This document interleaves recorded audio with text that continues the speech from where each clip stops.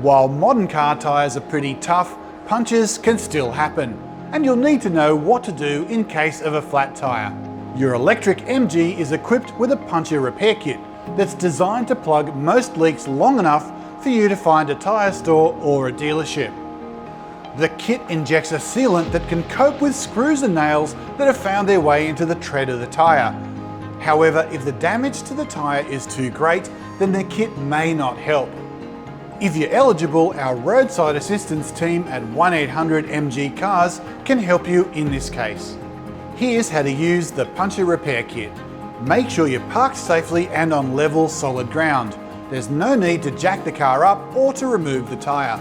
You'll find the kit under the boot floor, which consists of a compressor unit and the sealant canister.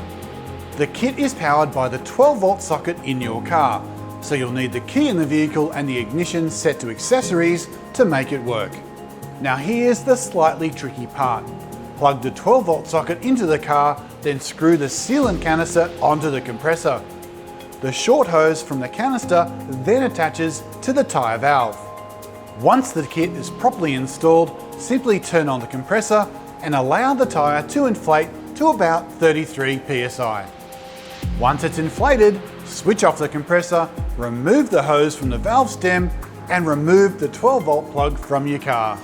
The compressor can be reused, but you'll need to buy a new sealant canister.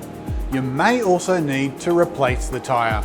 If the repair has been successful, you can now drive your MG to get the tyre replaced. Please check the repaired tyre often to make sure it hasn't deflated again.